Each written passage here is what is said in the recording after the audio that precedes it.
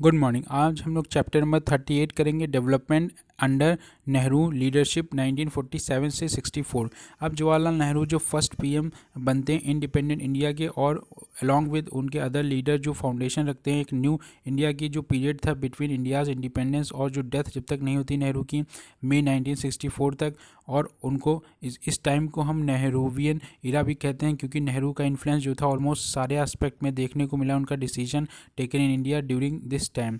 अब जो नेहरू इन्फ्लुएंस थे बाय मैनी स्ट्रीम जो थॉट्स, जैसे कुछ इम्पोर्टेड थे from his association with Europe के साथ, और सम जो थे imbibed from the close association with Gandhi के साथ भी। बिसाइड इसके अलावा वो परसीव करते थे कि नेशन जो है on his own tour across his region, इससे क्या हुआ, जो उनका जो फ्रेमवर्क था डेमोक्रेसी को लेकर, वो कमिटेड कि वो सेकुलरिज्म को अपनाते हैं, सोशलिस्ट अप्रोच रखते हैं, सेकुलरिज्म सोशलिस्ट अप्रोच और सोशल जस्टिस। इसके अलावा वो क्रिएशन जो करना चाहते थे institutional basis for speedy development हो सके कंट्री का, not only large but mark huge जो डाइवर्सिटी थी।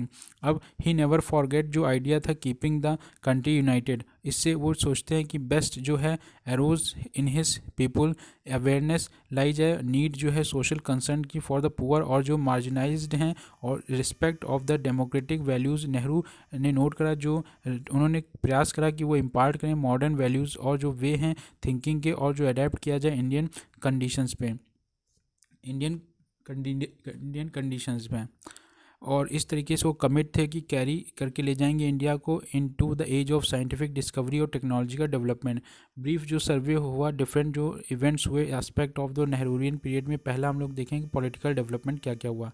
जो फर्स्ट जनरल इलेक्शन होते हैं 1952 में, कांग्रेस जब वन करती है ह्यूज मेजॉरिटी और फॉर्म करती है government at the centre headed by Jawaharlal Nehru, Rajendra Prasad जो इलेक्ट किए जाते हैं president by the electorate college of the first president parliament of the India. Nehru जो लीड करते हैं कांग्रेस को, मेजर जो इलेक्शन विक्ट्रीज होती हैं 1957 में, फिर इलेक्शन होता है, फिर 62 में। तो पहला 52 में हुआ, फिर 5 साल बाद 57 में हुआ, फिर 62 में, तीनों बार वही बनते हैं, और win majority was reduced toward the end. अब जो पार्लियामेंट थी इस पीरियड में, लेजिस्लेचर जो वेरियस नोटवर्दी लॉज जो बनते हैं direct towards the social change और इक्विटी को लेके, ये जो एस्पेक्ट थे dealt with under separate heading letter. अब डिबेट जो थी ओवर द नेशनल लैंग्वेज को लेके, अब जब आज़ाद हुआ इंडिया, और अब उसके बाद 11 मेजर जो लैंग्वेज थी इन इंडिया में, ये स्पोकन होती थी, सम जो थी मोर देन मिलियन पीपल लोग भी थी। कॉलोनियल इंडिया जो इंग्लिश जो थी यूज़ करी जाती थी ऑफिशियल लैंग्वेज, और जो अटेनमेंट था इंडिपेंडेंस, जिसमें क्वेश्चन जो था एरोज कि अब नेशनल और ऑफिशियल लैंग्वेज क्या होनी चाहिए, replacing English. Gandhi ji recommend करते थे कि जो यूज़ है हिंदुस्तानी, ये नेशनल लैंग्वेज होनी चाहिए कंट्री की, और for the sake of national integration, जिससे हम लोग पूरे इंटीग्रेट हो सकें। नेहरू एक्नॉलेज की potential of Hindustani, not to, क्योंकि नॉट टू संस्कृताइज्ड, सबको हम नहीं सिखा सकते, not to Persianized, to became national language. On other whole जो आइडिया था हिंदी को लेके national language was not appreciated by non Hindi जो स्पीकिंग सदर्न रीजन था इंडिया का। अब इसके साथ क्या हुआ कि जो सीरियस रेजिस्टेंस होती है, लैंग्वेज कमेटी बनती है ऑफ कॉन्स्टिट्यूशन असेंबली, जो came up with the compromise formula की जो कमेटी है वो डिसाइड करेगी Hindi in the Devanagari script was to be the official language, official language होगी, बट जो ट्रांजिशन होगी हिंदी की वुड बी ग्रेजुअल, और ये फर्स्ट 15 ईयर्स तक रहेगा। इंग्लिश वुड कंटिन्यू रहेगी to be used for all, जितने भी ऑफिशियल पर्पस हैं। ईच प्रोविंस में could choose one of the regional language, जो ऑफिशियल वर्क है विद इन द प्रोविंस। ये जो लिस्ट है इंग्लिश, ये लिस्ट किया जाएगा 8 शेड्यूल में of the official of the constitution, और उसके बाद रेफ़र किया गया हिंदी जो है official language rather than national. और जो कमिटी है hope to placate the opposition. जो लैंग्वेज इशू था वो फर्दर क्लासिफाई किया गया पार्लियामेंट में in 1963 through the official language act, और ये ऑफिशियल लैंग्वेज एक्ट जो स्टेट करता था कि जो हिंदी जो है become the official language in India from 1965। But जो कंसेशन था, जो नॉन हिंदी स्पीकिंग इंग्लिश जो है accorded the status of associate additional official language despite जो नॉन हिंदी स्पीकिंग और जो स्पेशली जो साउथ इंडिया में जो रिसेंटमेंट अगेंस्ट हिंदी को लेके कंटिन्यू रहता है, और लेट 1964 के बाद अर्ली 1965 तक ये वॉयलेंट डिमॉन्स्ट्रेशन इरप्ट होता रहता ओवर द लैंग्वेज इशू। जो ऑफिशियल लैंग्वेज थी, अमेंडमेंट एक्ट 1967 का प्रोवाइड करता है bilingual English Hindi solution of any official communication between the जो सेंटर और स्टेट, बट बाद में जो gave a concession to diverse multiplicity of language by recognizing regional language in provincial administration. Provincial administration में regional language हो सकती है, और इन पब्लिक सर्विस एग्जामिनेशंस में। Linguistic reorganization of the state, जो डिमांड थी रीऑर्गेनाइजेशन ऑफ स्टेट की, अब किस बेसिस पे रीऑर्गेनाइज किया जाए स्टेट को लेके, तो बहुत सारे जो बेसिस थी वो लैंग्वेज को लेके आउटकम, क्योंकि रीजनल प्लूरलिज्म देखने को इंडिया में दिखती थी। जो डिमांड थी सरफेस इमीडिएटली आफ्टर इंडिपेंडेंस, जो बाउंड्री थी प्रोविंसेस को लेके प्री इंडिपेंडेंट इंडिया को, वो आउटकम जो था ब्रिटिश कॉन्टेस्ट जब इंडिया का हुआ, और जो स्टेट बाउंड्री वो कहते आइदर फॉर एडमिनिस्ट्रेटिव बनाई जाए कि या simply coincided with the territory जो annex by the British government, और जो territory ruled by the princely state. जो कांग्रेस थी इन इट्स 1920 में जो सेशन हुआ नागपुर का, और मेड एफर्ट कि वो रिकॉग्नाइज करेगी रीजनल लिंग्विस्टिक आइडेंटिटी और डिवाइड करेगी India into 21 linguistic unit for the organization to set up. बहुत सारे जो प्रोविंशियल कांग्रेस कमेटी थी वो सेटअप करी जाती है, बट जो लिंग्विस्टिक जोन थे वो did not coincide with the administrative division of British India. बाद में जो डिमांड थी लिंग्विस्टिक रीऑर्गेनाइजेशन वो for the province came up in the constitution assembly in 1946।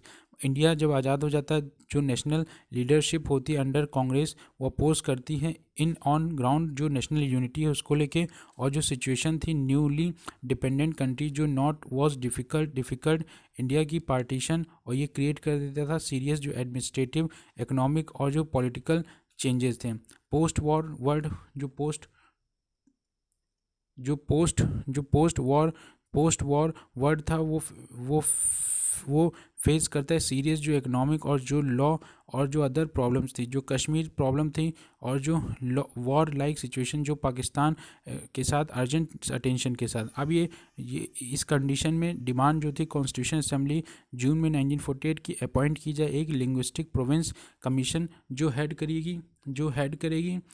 Head करेगी by justice S K. Dhar to inquire into need of the linguistic province. जो Dhar commission होती है वो अपोज करती है कि हमें जो इंटरेस्ट है नेशनल इंटीग्रेशन, जो क्या कहते हैं कंसिक्वेंटली जो कॉन्स्टिट्यूशन असेंबली डिसाइड करती है not to include linguistic principles in the constitution में लिंग्विस्टिक प्रिंसिपल नहीं लानी चाहिए।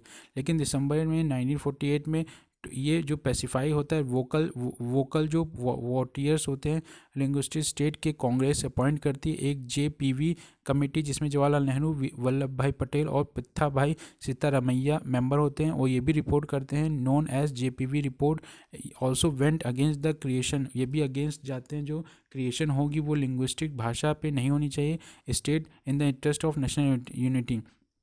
ये बहुत फैल रहा होता है एजिटेशन स्पेशली सदर्न इंडिया में, और इसी समय जो वेकअप होता है JPV रिपोर्ट का। फर्स्ट जो डिमांड थी लिंग्विस्टिक प्रोविंस को लेके वो देखी गई in Telugu speaking region of Andhra.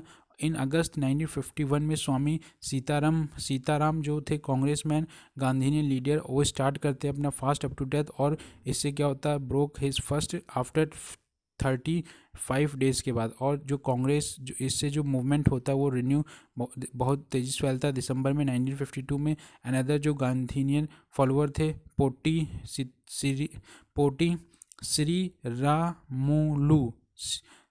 Shri Ramulu ये डाइड हो जाते हैं आफ्टर जब फास्ट रखते हैं फॉर 56 डेज। जो श्री रामलू जो होते हैं डेथ वो फॉलो बाय राइटिंग डिमॉन्स्ट्रेशन, हड़ताल से वायलेंस होती है ऑल ओवर जो आंध्र प्रदेश, और जो गवर्नमेंट होती है वो कंसीड डिमांड पे आ जाती है, सेपरेट कर देती है स्टेट जो आंध्र होता है, जो finally came into existence on October 1953 में। और जो रीजन होता है सेपरेट कर दिया जाता है from Tamil speaking Madras state से। अब जब क्रिएशन हो जाता है आंध्र प्रदेश बन जाता है, तो अदर जो लिंग्विस्टिक ग्रुप होते हैं इंटेंसिफाई होने लगते हैं movement for their own state on ratification of their boundary on the linguistic ground. अब जो पॉपुलर प्रेशर था नेहरू की गवर्नमेंट को लेके अपॉइंट करती है कि स्टेट रीऑर्गेनाइजेशन कमीशन SRC इन अगस्त 1953 में। और कमीशन क्या कहते हैं कंप्राइज करती है जस्टिस फैजल अली जो होते हैं, पी KM पनिकर और हरिदयानाथ कुंजरू, ये मेंबर होते हैं। सबमिट करते हैं अपनी रिपोर्ट अक्टूबर 1955 में और रिकमेंडेशन देते हैं कि accepted with the some modification और इम्प्लीमेंटेड क्विकली। नवंबर 1956 में जो स्टेट रीऑर्गेनाइजेशन एक्ट था वो पास किया जाता है और इसमें प्रोवाइड किया जाता है जो 14 स्टेट्स हैं और 6 सेंट्रली एडमिनिस्ट्रेड टेरिटरीज होंगी, but many of these state जो है still contain seasonable linguistics minority और जो रीजनल इकोनॉमिक डिस्पैरिटी। तेलंगाना जो रीजन था हैदराबाद स्टेट का वो मर्ज इनटू आंध्र प्रदेश, और केरला जो था form by merging the Malabar district of the other जो मद्रास प्रेसिडेंसी विद त्रावणकोर कोचिन। बॉम्बे जो था वो इनलार्ज कर दिया था फर्दर बाय मर्जिंग द जो कच्छ होता है सौराष्ट्र और जो मराठी स्पीकिंग रीजन होता है हैदराबाद। मैसूर जो स्टेट था वो इनलार्ज करा जाता है बाय एडिंग कन्नड़ स्पीकिंग जो एरिया होता है ज्वाइनिंग एरियाज़ का बॉम्बे, मद्रास, हैदराबाद और कुर्ग। SRC जो स्टेट रीऑर्गेनाइजेशन होता है ये अपोज करता है जो स्प्लिटिंग हुई थी बॉम्बे और जो पंजाब की स्प्रेडिंग वाइड स्प्रेड राइट होता है ब्रोक आउट इन जनवरी 1926 में 1956 में इन बॉम्बे सिटी। जो गवर्नमेंट फाइनली एग्री करती है कि मई में 1960 बाइफर्केट कर देती है state of Bombay into Madras और जो गुजरात जहाँ पे बॉम्बे सिटी इंक्लूड किया जाता है महाराष्ट्र में और जो अहमदाबाद है ये कैपिटल सिटी गुजरात में बनाया जाता है 60 में। उसके बाद जो नागा 60 के बाद फिर क्या होता है कि नागा जो थे फर्स्ट वो रेज करते हैं जो इशू इथनिक आइडेंटिटी को लेके, जिससे फोर्स हो जाती है गवर्नमेंट ऑफ इंडिया कि वो कंसीड करेगी जो डिमांड होती है सेपरेट स्टेट बना देती है इन 1960। और इसी के साथ बाद में इनऑर्गेनेटेड इन 1963 में इसको स्टेट का दर्जा मिल जाता है।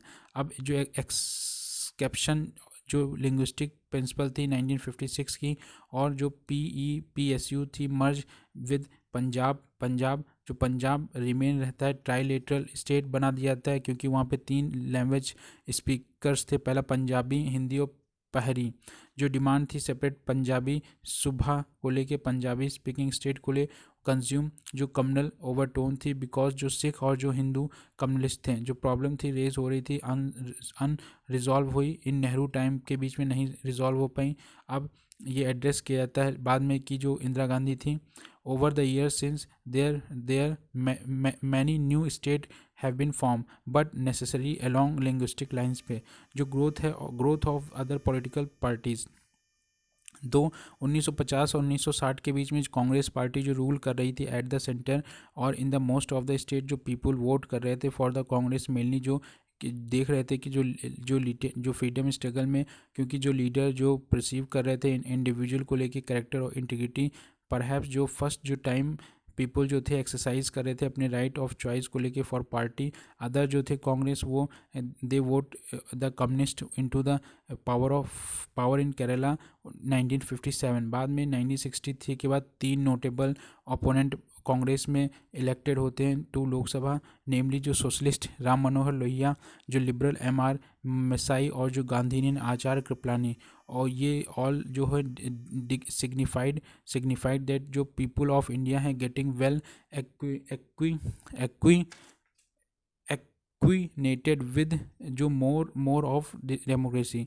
जो पीरियड ये है देखा जाता है कि जो part of growth of political जो पार्टीज़ थी अदर देन कांग्रेस और जो कम्युनिस्ट पार्टी थी इंडिया में notable changes with in the communist group भी देखने को मिलता है। सोशलिस्ट पार्टी जो थी फॉर्म हुई थी 1934 में जो कांग्रेस सोशलिस्ट पार्टी थी और जो उसका जो कॉन्स्टिट्यूशन था जो मेंबरशिप थी डिसिप्लिन और जो आइडियोलॉजी थी वो remain with in the Congress party till March 1948 तक। बाद में जो डिसोसिएशन होता है protest against the Congress move towards एक राइट और जो ग्रोइंग ऑर्थोरियन टेंडेंसी थी वो announce at the meeting in Nashik on March 28 1948।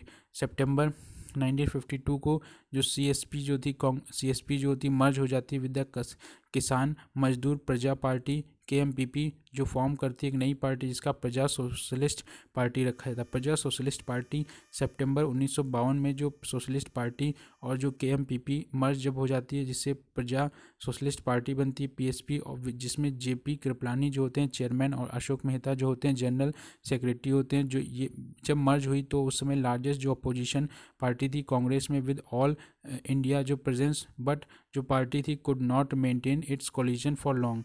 जून 1953 में जो पार्टी बैतुल कॉन्फ्रेंस होती है और अशोक मेहता जो होते हैं could for support to the ruling party as उनका मानना था कि जो दैट की जो बैकग्राउंड है कंट्री इंडिया का क्रूशियल टास्क जो थे इकोनॉमिक डेवलपमेंट करना और जो कॉमन चैलेंजेस थे फॉर ऑल जो पॉलिटिकल पार्टीज थी। मेहता थेसिस करती हैं, रिजेक्ट करती हैं जो रेस्ट ऑफ द पार्टी और एक्सेप्ट करती हैं राम मनोहर लोहिया अप्रोच। लोहिया जो बिलीव करते थे in the position of equi distance, दोनों से इक्वी डिस्टेंस बनाए रखे थे फ्रॉम बोथ जो कांग्रेस और जो कम्युनिस्ट थे, और वो सपोर्ट करते थे ऑर्गेनाइजेशन जो मिलिटेंट मास मूवमेंट था। लोहिया जो और उनका जो ग्रुप था लेफ्ट कर देता है PSP और एंडेड 1955 तक। वाइल जो आचार्य नरेंद्र देव डाइड हो जाते हैं 1956 में। जयप्रकाश नारायण जो होते हैं 1954 में अनाउंस करते हैं कि वो डेडिकेट करेंगे अपने लाइफ टू भूदान और जो other constructive activities.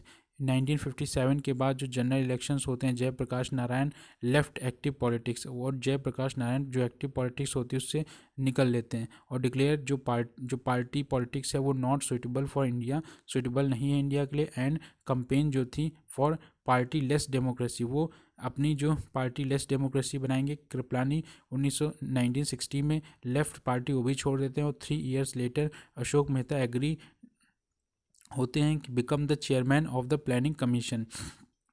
Ashok Mehta बाद में एग्री होते हैं कि वो डिप्टी चेयरमैन बनेंगे प्लानिंग कमीशन में। अशोक मेहता जो हैं Ashok Mehta join the Congress party with almost 1/3 जो PSP cadre with him. Lohia जो फॉर्म करते हैं सोशलिस्ट पार्टी 1964 में। लोहिया जो फॉर्म करते हैं सोशलिस्ट पार्टी 1964 में जो मर्ज हो गई थी with the PSP to form the Samyukta socialist party जिसे SSP कहा जाता है। समुख्य सोशलिस्ट पार्टी 1965 में जो पार्टी स्प्लिट हो जाती है अगेन। लोहिया जो ग्रुप होता है केप्ट द SSP लेवल और जो अदर क्रिटिसाइज करते थे state as a fresh PSP जो कम्युनिस्ट पार्टी थी। इन द पीरियड जो फॉलोइंग इंडिपेंडेंस जो ऑफिशियल स्टैंड था taken by the communist party India towards changing socio political dynamics went through alternation. जो फर्स्ट एक्सेप्ट किया जाता है जो इंडिया की independence foreign policy still considered जो गवर्नमेंट है be the agent of imperialism. बाद में देखा गया कि जो एक्सेप्ट किया गया इंडिया जो बिकम सॉवरियन रिपब्लिक, बट जो ऑल्सो फील किया कि जो पॉलिसी हैं वो प्रो कैपिटलिस्ट के और प्रो कैपिटलिस्ट हैं और एंटी पीपल हैं जो कम्युनिस्ट होते हैं। ऑफर डेमोक्रेटिक फ्रंट जिससे रिप्लेस किया जाए कांग्रेस पार्टी को। और 1958 में अमृतसर में मीटिंग होती है जो पार्टी डिक्लेयर करती है कि वो जो भी पॉसिबल होगा एडवांस करने के लिए सोशलिज्म के लिए थ्रू पीसफुल और जो parliamentary means.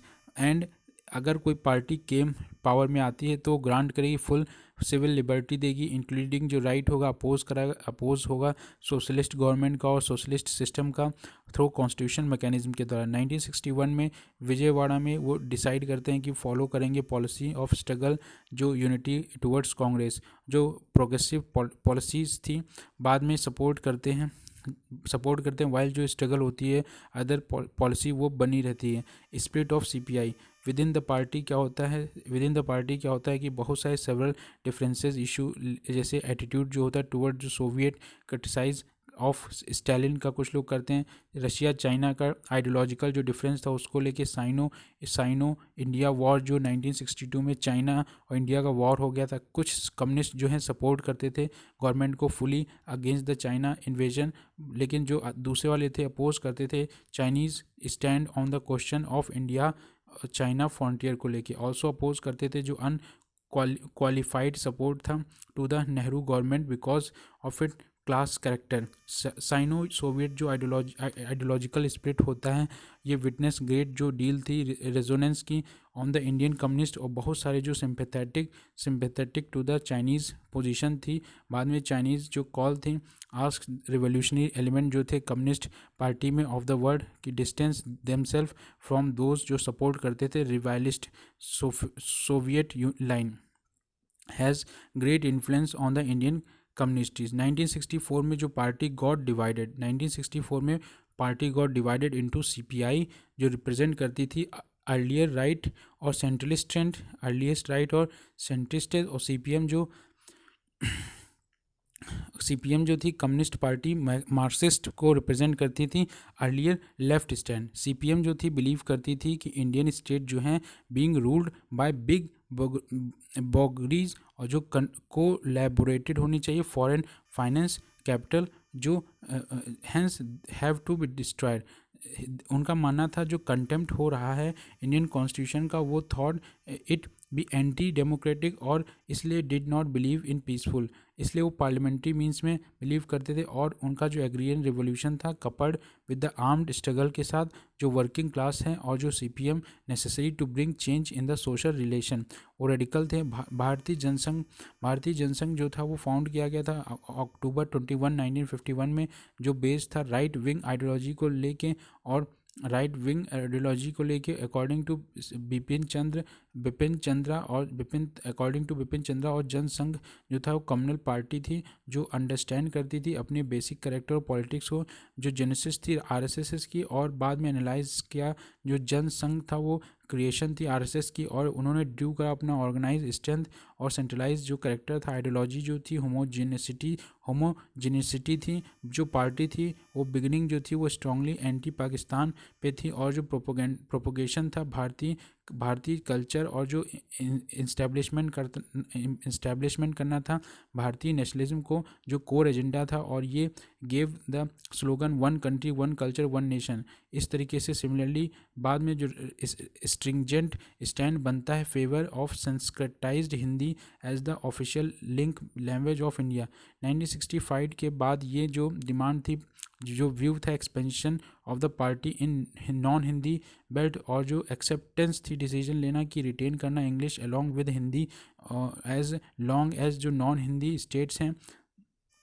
Doctor Shyama Prasad Mukherjee जो रिज़ाइन करते हैं from the Nehru cabinet in April 1951 over the Liaquat Nehru pact को लेके, और जो मेन फोर्स था बिहाइंड जो फॉर्मेशन था जनसंघ, यही मेन कारण था। मुखर्जी जो है क्लेम करते हैं जो नॉन कम्युनल पार्टी जो एम कर रही थी बिल्ड एक broad based democratic opposition to the Congress, but जो एब्सेंस क्योंकि बहुत एनी इफेक्टिव जो अल्टरनेटिव आइडियोलॉजी थी और जो प्रोग्राम थे मास सपोर्ट पार्टी जो थी became subsidiary to the RSS, और इसने 3 लोकसभा सीट जो थी विद जिसमें 3.06% इसका वोट था।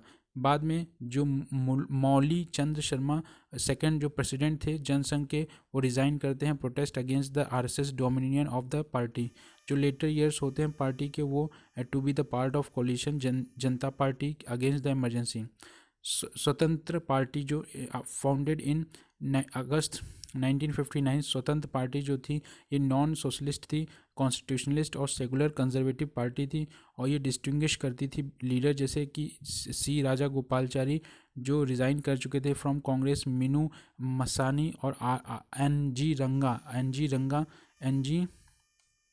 रंगा के मुंशी जो थे, और मोस्ट ऑफ बिंग वेंटेरियर कांग्रेस लीडर थे। जो सोशल बेस था पार्टी का वो भी नैरो था और कंसिस्ट ऑफ पहला कि जो सेक्शन थे इंडस्ट्रियलिस्ट और बिजनेस क्लास जो डिसकंटेंट थे, गवर्नमेंट कंट्रोल जो कोटाज और जो लाइसेंस और फेयरफुल जो नेशनलिज्म देखने को मिला था। दूसरा जो लैंडलॉर्ड जागीरदार और जो प्रिंसेस थे एनॉयड जो due to the loss of fund जो सोशल पावर था स्टेटस और जो टेरिटोरिएशन इकोनॉमिक कंडीशन थी। बाद में जो एक्स लैंडलॉर्ड जो टर्न कैपिटलिस्ट फार्मर्स जो रिच और जो मिडिल प्लीजेंट थे जो had welcome the abolition of the landlordism but were fearful of the losing part of the land their land.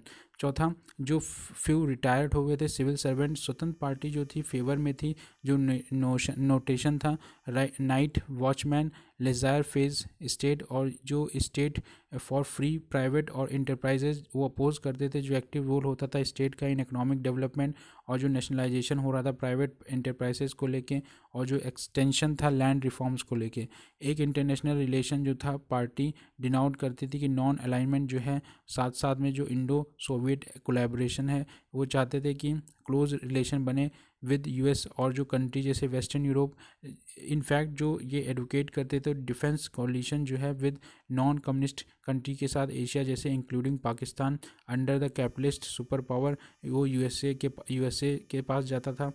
Pakistan 1962 के इलेक्शन में जब 18 सीट जो लोकसभा की थी इमर्ज, जिसमें मेन अपोजिशन पार्टी जो थी 4 स्टेट से, बिहार, राजस्थान, गुजरात और उड़ीसा, फ्रैक्शन जो डिफेक्शन देखने को मिल रहा था, डेथ जब हो गई सी राजा गोपालचारी की 1967 में, तो प्रूव एक डेट्रीमेंटल टू द स्वतंत्र पार्टी। मोस्ट ऑफ जो पार्टी लीडर्स थे ज्वाइन उन्होंने कहा भारतीय लोक दल इन 1974, और वाइल जो स्मॉल ग्रुप था वो मिसाई का, वो try to survive the party. जो कम्युनल ओरिजिनल पार्टीज थी जिसमें हिंदू महासभा जो थी वो फाउंडेड 1915 में, हरिद्वार बाय मदन मोहन मालवीय, ग्रेजुअली जो डिसअपियर्ड हुई from the political scene after 1952 के बाद ये लॉस्ट हो गई सपोर्ट बेस जो था टू द भारतीय जनसंघ।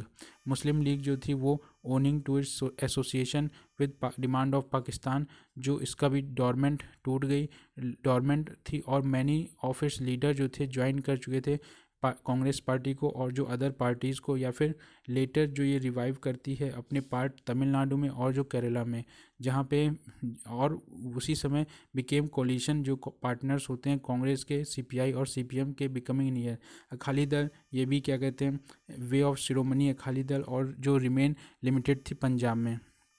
अब इसी समय क्या हुआ, अदर जो रीजनल पार्टीज़ थी जो केम इनटू प्रोमिनेंस, जैसे डीएमके तमिलनाडु में, जम्मू एंड कश्मीर में national front conference, Jharkhand party, ये अनडिवाइडेड बिहार में, जनता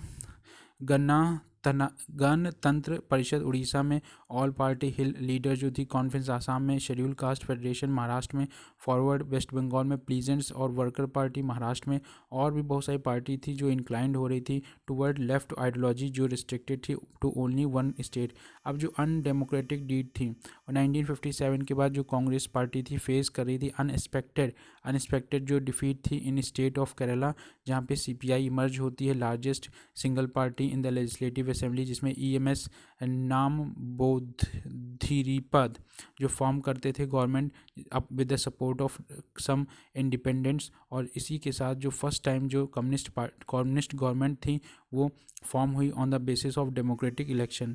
जो ट्रबल बिगेन हुआ जब इंट्रोडक्शन हुआ एजुकेशन बिल लाया गया, तो एक्चुअली जो प्रोग्रेसिव मेजर थे, जो कहते हैं अपोजिशन देखने को मिला, कैथोलिक जो चर्च थे इन द स्टेट और रन कर रहे थे सेवरल एजुकेशनिस्ट इंस्टीट्यूशन, जो यहाँ पे देखा गया सॉ द बिल जो है ये इंक्रोचमेंट कर रहा था उनकी पावर को। इसके वजह से जो सिचुएशन थी, अपॉर्चुनिटी जो थी, लोकल कांग्रेस पार्टी मेंबर वो क्या कहते हैं लॉस्ट कर गए इलेक्शन में, और ऑर्गेनाइज हुई स्टेट वाइड प्रोटेस्ट हुआ, और इससे स्ट्राइक भी हुई, जो गवर्नमेंट थी रिसॉर्ट, लाठी चार्जेस हुए, फायरिंग भी हुई, और सेवरल जो पर्सन थे वो जेल भी गए। नेहरू जो थे उस समय लिटिल अपोजिशन ऑब्जेक्शन देखने को मिला एजुकेशन बिल को लेके, और मेंटेन एक न्यूट्रल फ्रंट पे इन पब्लिक। उन्होंने एडमोनिस्ट की जो स्टेट गवर्नमेंट है फॉर इट एग्जिस्टेंस यूज़ कर सकती है अपनी फोर्स इवन एज जो try to rein in the Congress worker, but वो फेल हो गए कि वो जो change anything on the ground. इस एंड के साथ जो प्रेशर था विद आइदर आउटसाइड पार्टी के या फिर एडवाइस किया गया, जो डिसमिसल हो रहा है ईएमएस गवर्नमेंट, और जो इम्पोजिशन हो रहा है president rule in Kerala, president rule लगा दिया केरला इन जुलाई 1959। एक जो डेमोक्रेटिकली इलेक्टेड गवर्नमेंट थी वॉज दस फर्स्ट टाइम की जो independent India dismiss under emergency power, इस तरीके से इमरजेंसी पावर में अब concept of planning for the economic development. Nehru believe करते थे कि जो effective planning through democratic progress के द्वारा एक्सटेंसिव और लैंड रिफॉर्म्स होनी चाहिए, इंडस्ट्रियलाइजेशन और जो डेवलपमेंट होना चाहिए, वेरियस इंफ्रास्ट्रक्चर फैसिलिटी जैसे पावर प्लांट होने चाहिए, ट्रांसपोर्ट प्रोजेक्ट होने चाहिए, इरिगेशन डैम्स। उनका जो आइडिया था इकोनॉमिक डेवलपमेंट को लेके वो not favour of Gandhi's ideology.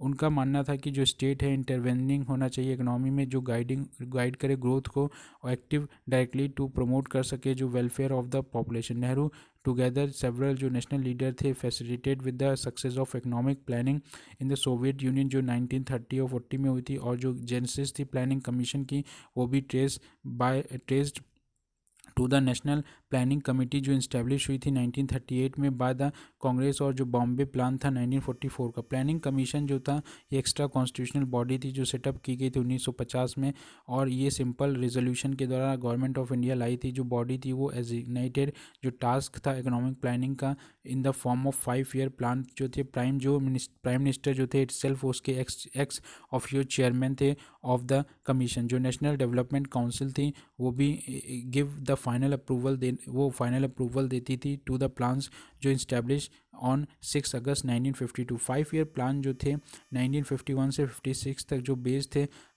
हरौद Damodar model जो कहते हैं गेट जो नेशंस इकोनॉमी जो साइकिल है पॉवर्टी की, और वो एड्रेस करते थे मेनली जो एग्रेरियन सेक्टर था इंक्लूडिंग इन्वेस्टमेंट इन डैम इरिगेशन। ह्यूज जो एलोकेशन देखने को मिला लार्ज स्केल प्रोजेक्ट जैसे कि भाखड़ा नागर डैम, और ये फोकस करता था लैंड रिफॉर्म में। सेकंड जो प्लान था वो ड्राफ्ट हुआ under the leadership of PC Mahalanobis जो स्ट्रेस देते थे जो हैवी इंडस्ट्रीज़ थी, और जो प्लान था रिफ्लेक्ट करता था सोशलिस्टिक पैटर्न ऑफ सोसाइटी, और जो गवर्नमेंट इम्पोज करती substantial tariff on the import in order to protect करे डोमेस्टिक इंडस्ट्रीज़ को।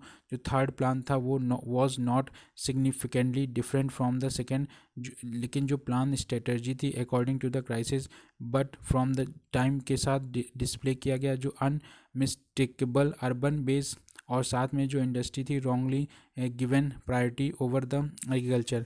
अंडर गाइडेंस जो नेहरू थे वो बिलीव करते थे डेमोक्रेटिक सोशलिज्म होनी चाहिए और मिक्स्ड इकनॉमी होनी चाहिए। जो एलिमेंट थे जो कैपिटलिस्ट मॉडल के और सोशलिस्ट मॉडल के वो मिक्स्ड होने चाहिए, और इसी के साथ एग्रीकल्चर ट्रेड और जो इंडस्ट्री है वो left in the private hand. Agriculture trade और जो इंडस्ट्री जो प्राइवेट हैंड में चली गई, और स्टेट जो है कंट्रोल रखती थी जो हैवी इंडस्ट्रीज थी और जो प्रोवाइड करती थी इंडस्ट्रियल इंफ्रास्ट्रक्चर रेगुलेशन ट्रेड, और जो मेक इम्पॉर्टेंट जो इंटरवेंशन थी इन एग्रीकल्चर। जो मिक्स मॉडल था ये ओपन था टू क्रिटिसाइज बोथ जो लेफ़्ट और राइट थे। अकॉर्डिंग टू क्राइसिस जो 5 ईयर प्लान जो था वो डिड नॉट प्रोवाइड जो प्राइवेट सेक्टर इनफ स्पेस जिससे स्टिमुलस मिल सके ग्रो करने के लिए। जो सिस्टम था लाइसेंसिंग का और जो परमिट मिलते थे फॉर इन्वेस्टमेंट डिस्करेज कर रहा था पब्लिक सेक्टर को, और इस तरीके से राइज हुआ करप्शन और जो रेड टेपिज्म नौकरशाही और रेड टेपिज्म चालू हुई। अदर हैंड जो सिंपैथाइजर थे ऑफ सोशलिस्ट मॉडल के एलाइज जो state did not spend significant amount on public education और हेल्थ केयर पे ज़्यादा खर्च नहीं करी थी। स्टेट जो इंटरवेंशन था एंडेड बाय क्रिएटिंग एक न्यू मिडिल क्लास जो एंजॉय करते थे privileges of high salary without much accountability accounting to criticises. अब ये जो डिस्पाइट क्रिटिसिज्म जो शॉर्टफॉल हुआ प्लान टारगेट का और बहुत सारे डिनाई करते थे, जो सॉलिड इंडस्ट्रियल बेस था इंफ्रास्ट्रक्चर फैसिलिटीज़ जो थी क्रिएट हो रही थी under the plan. Bhakra Nangal Damodar valley जो कॉरपोरेशन था और जो हीराकुड मेगा डैम्स जो थे कंस्ट्रक्ट हुए फॉर इरिगेशन और जो पावर जनरेशन थी। सम जो हैवी इंडस्ट्री जो थी पब्लिक सेक्टर में जैसे स्टील प्लांट ऑयल रिफाइनरीज और जो मैन्युफैक्चरिंग यूनिट्स थी डिफेंस प्रोडक्शन था और जो स्टार्ट हो रहा था। हिंदुस्तान मशीन टूल्स HMT और Sindri fertilisers Chittaranjan rail factory और integral coach factory Hindustan antibiotics ये प्रूव कर रही थी जिससे कि हेल्प हो सके एक नई रेशन की। अब जो प्रोग्रेस हुई साइंस और टेक्नोलॉजी की नेहरू का बिलीव था साइंस और टेक्नोलॉजी को लेके वो क्रूशियल थे और सॉल्यूशन ऑफ इंडियाज़ प्रॉब्लम भी इसी में पाते थे। साइंटिफिक जो पॉलिसी थी रेजोल्यूशन की और रोल जो साइंस और टेक्नोलॉजी का इकोनॉमिक सोशल कल्चरल और जो एडवांसमेंट हो रहा था ऑफ कंट्री जिसमें पास किया गया लोकसभा में मार्च 1958 में। बट जो पासिंग थी, एस पी आर 1958, और बहुत सारे साइंटिफिक और जो टेक्नोलॉजिकल इंस्टीट्यूशन थे वो सेटअप किए गए कंट्री में टू एम्फेसाइज जो वैल्यू है साइंस और साइंटिफिक रिसर्च की। नेहरू ने हिमसेल्फ एज्यूम किया कि चेयरमैनशिप वो बने CSIR के, काउंसिल ऑफ साइंटिफिक और इंडस्ट्रियल रिसर्च सम, जो स्टाइड उन्होंने डायरेक्शन दी जिससे कि जनवरी 1947 में प्रमोट किया सेल्फ सस्टेन साइंटिफिक और टेक्नोलॉजिकल ग्रोथ होनी चाहिए। नेशनल फिजिकल लेबोरेटरी, इंडिया की फर्स्ट नेशनल लेबोरेटरी जो सेटअप की गई, और ये जो followed by the setting up network, और जो 17 नेशनल लेबोरेटरीज थी जो फोकस करती थी डिफरेंट एरिया ऑफ रिसर्च पे। 1952 में फर्स्ट 5 इंस्टीट्यूट बनाए गए टेक्नोलॉजी के जो पैटर्न थे, जैसा मैसाचुसेट्स इंस्टीट्यूट ऑफ टेक्नोलॉजी जैसे सेटअप किया गया खड़गपुर में। एटॉमिक एनर्जी कमीशन बनाया गया, हेड किया जो करते थे जो होमी जहांगीर बाबा, जो सेटअप किया गया था अगस्त 1948 में। नेहरू पर्सनैलिटी जो थे इनकरेज करा बाबा को कि वो डू हिज बेस्ट। 1954 में जो गवर्नमेंट क्रिएट करती है एक separate department of atomic energy जिसमें होमी जहांगीर भाभा जो थे सेक्रेटरी बनाए जाते हैं। अगस्त 1956 में इंडिया का न्यूक्लियर रिएक्टर टॉम्बरे चालू होता है के बिकेम क्रिटिकल। 1962 में इंडियन नेशनल कमेटी बनती है फॉर स्पेस रिसर्च के लिए, इसे इनको स्पार कहा जाता था, और टुगेदर विद जिसमें रॉकेट लॉन्चिंग फैसिलिटी थी एट थुम्बा TERLS जो इस्टेब्लिश होती है। स्टेप जो हैं वो टेकन जिससे इंक्रीज़ हो इंडिया की capacity in the production of defence equipment, और जो चेंज थे ओवर डेसिमल कॉइनेज और जो मैट्रिक सिस्टम था वो वेट और मेजर का in the line of international standard के हिसाब से, और फेज बिटवीन 1950 से 55 से 1962। सोशल डेवलपमेंट जो हुए एजुकेशन को लेके 1951 में हम ओनली केवल 16.6% जो थे टोटल पॉपुलेशन वो लिटरेट थी, और जो परसेंटेज था वो बहुत ही लोअर था रूरल एरियाज़ में। बिटवीन 1951 से लेके 61 स्कूल इनरोलमेंट जो था डबल कर दिया गया बॉयज़ और जो ट्रिपल लगभग फॉर गर्ल्स। जो पर्सनल इंटरेस्ट था और जो एफर्ट थे नेहरू, सेवरल जो पॉलिसी इंट्रोड्यूस की गई जिससे इम्प्रूव की जा सके जो एजुकेशनल सिचुएशन है। बाय 1964 जो नंबर ऑफ यूनिवर्सिटीज़ थी इंक्रीज़ हो गई 18 से लगभग 54, और 1949 में जो इंडियन यूनिवर्सिटी एजुकेशन कमीशन था वो भी under chairmanship of doctor S Radhakrishnan setup किया गया, और रिकमेंडेशन जो थी कमीशन की यूनिवर्सिटी ग्रांट कमीशन होना चाहिए UGC, ये सेटअप किया गया 1953 में। UGC सेटअप किया गया 1953 में, और जो यूनिवर्सिटी ग्रांट कमीशन एक्ट है ये पास किया गया 1956 में।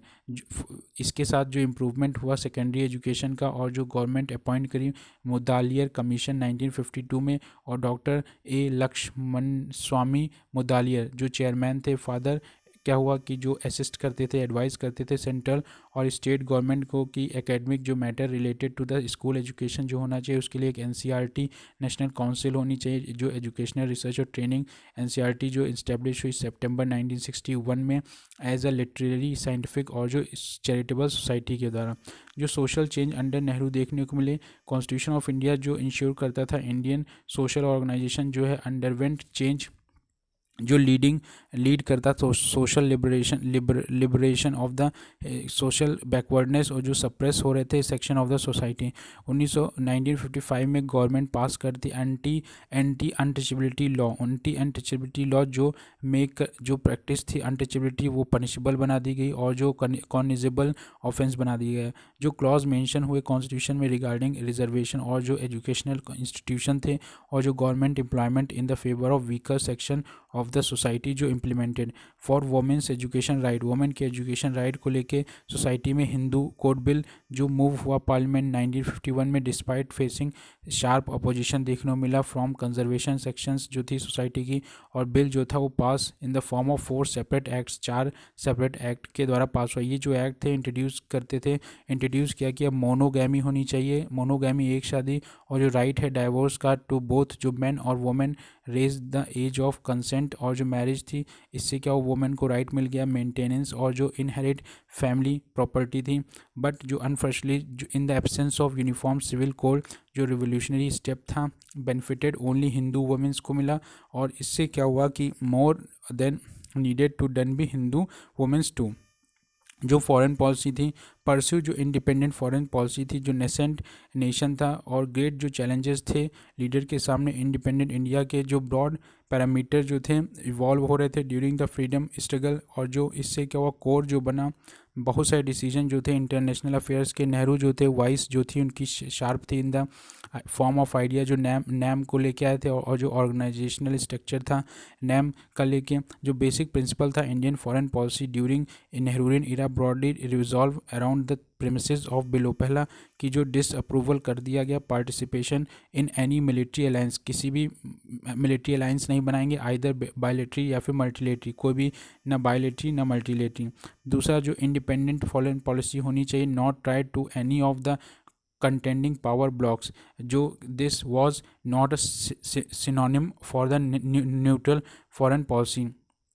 तीसरा जो पॉलिसी है फ्रेंडशिप की विद एवरी कंट्री, और जो अमेरिकन ब्लॉक है चाहे सोवियत ब्लॉक हो। चौथा जो एक्टिव एंटी कॉलोनियल पॉलिसी है, जो सपोर्ट करती थी decolonisation in Asian African Latin American country.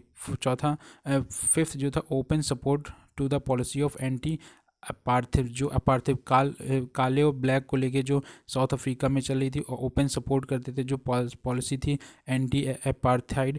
Fifth six जो था opposition of the disarmament as a key of the world peace, जो बेसिक जो प्रिंसिपल था नैम का वो ऑलरेडी डिस्कस किया जा चुका है चैप्टर में। जो एवोल्यूशन था नेशनलिस्ट फॉरेन पॉलिसी, इंडिया का जो कमिटमेंट था डिसआर्मेंट को लेके, और एट द इंटरनेशनल लेवल पे ये जो टाइम थी फ्रेमिंग यूएन चार्टर, और जो चैप्टर जो आर्टिकल 11 था चार्टर का एडवोकेट करता था जो इंटरनेशनल डिसआर्मेंट है। इंडिया सपोर्ट करता था जो फॉर्मेशन है एटॉमिक एनर्जी कमीशन 1947 में, और स्पॉन्सर्ड था 18 नेशन जो डिसआर्मेंट कॉन्फ्रेंस लेके आए थे 1962 में। अब जो रिलेशन विद नेबर्स इंडिया और पाकिस्तान, जो अभी भी जो पार्टीशन के बाद जो पाकिस्तान बना उसने ट्राई किया इस्टेब्लिश करा अपनी आइडेंटिटी और इंडिपेंडेंट ऑफ इंडिया।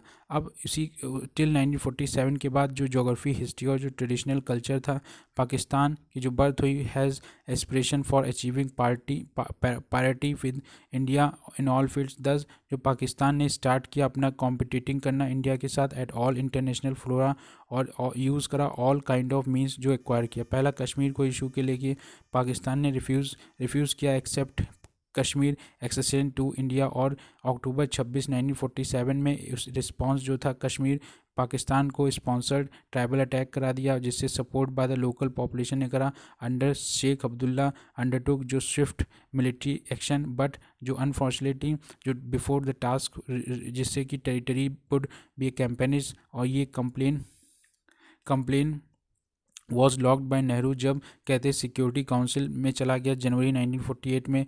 ये जो इससे रिजल्ट क्या हुआ, एक सीज फायर हुआ ऑन जनवरी 1 1949 में, और इंडिया को एग्री हो गया कि वो पेब्रिसाइड कराएगा 1947 में under international supervision, but due to the changed circumstances finally जो विड्रॉ हुआ फ्रॉम द ऑफर 1955, जब ऑल्दो जो डिप्लोमेटिक बैटल हुई फॉर कश्मीर जो फॉट हुआ इन यूएनओ अदर जो इंटरनेशनल फोरम्स थे, not actual war took place between two countries up to 1964।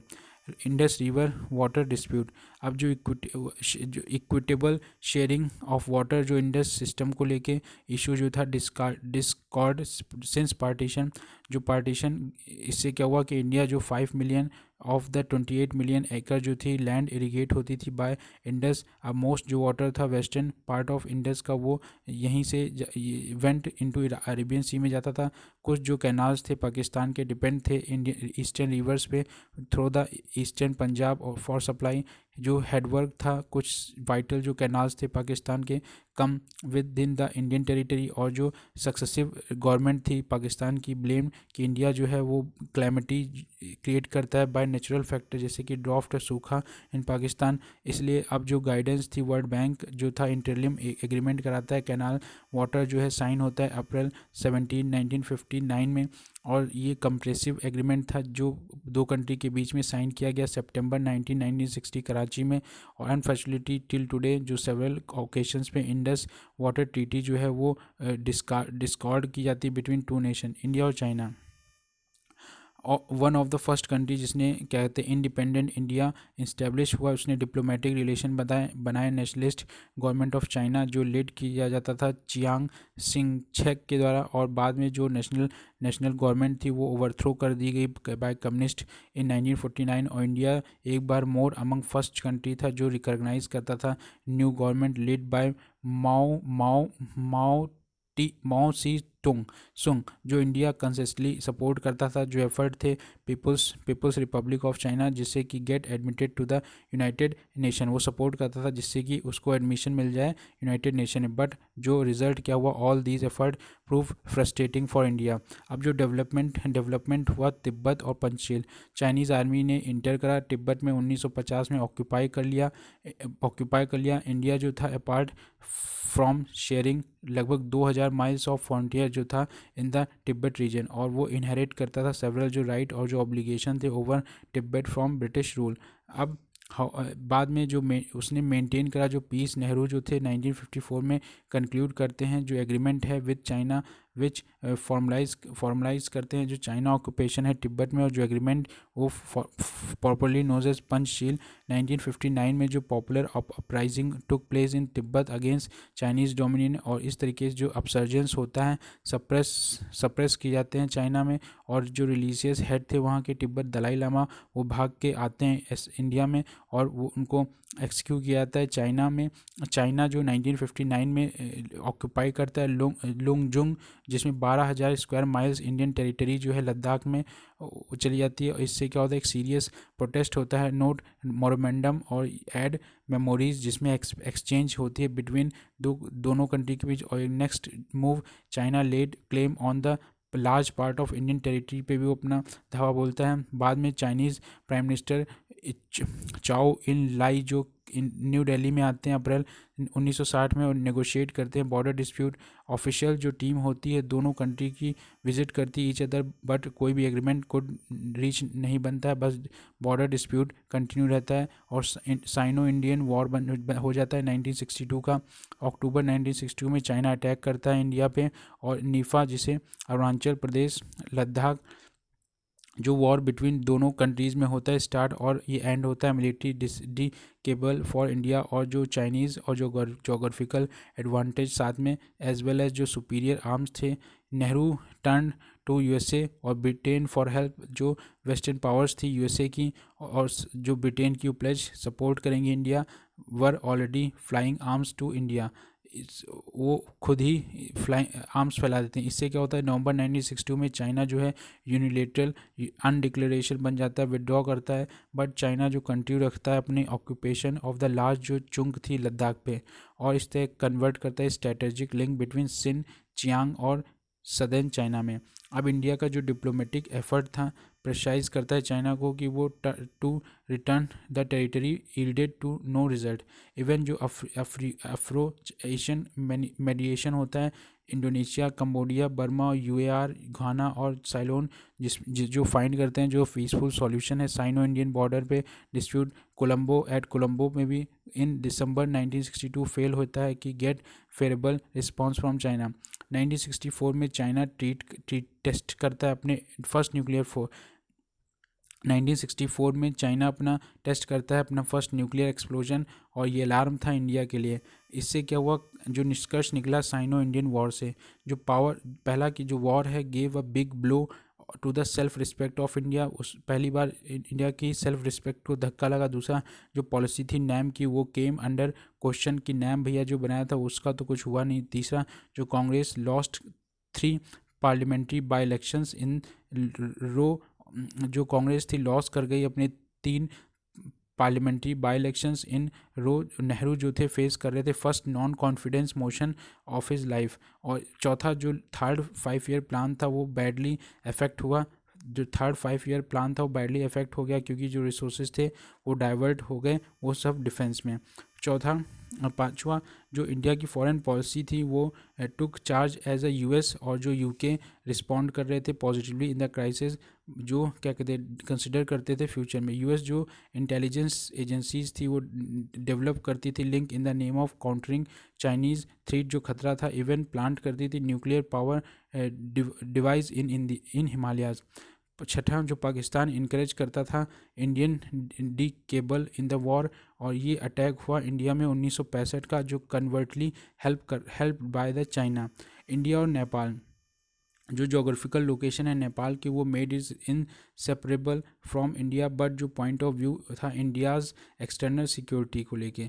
अब जो कंसाइज बना कि जो इंडिया साइन करता है एक ट्रीटी विद नेपाल के साथ 1950 में, जिसमें रिकॉग्नाइज करता है नेपाल को एक सोवरेन, नेपाल की सोवरेनिटी को लेके, उसकी टेरिटोरियल इंटीग्रिटी और जो इंडिपेंडेंस, जो दो कंट्री होते हैं वो कमिटमेंट करते हैं ईच अदर, वो फॉर्म करेंगे each other of any serious friction और misunderstanding arising on any problem. India और भूटान 19 अगस्त 1949 में दो कंट्री जो होते हैं साइन करते हैं ट्रीटी फॉर परपेचुअल जो पीस और जो फ्रेंडशिप है। इंडिया जो है अंडरटुक करता है एक्सरसाइज जो नॉन इंटरफेरेंस इन द, कोई भी इंटरफेरेंस नहीं करेगा इंटरनल जो एडमिनिस्ट्रेशन है भूटान का। वाइल जो भूटान भी एग्री करता है वो गाइड होगा by advice of the government of India in the revolve of external relation के साथ।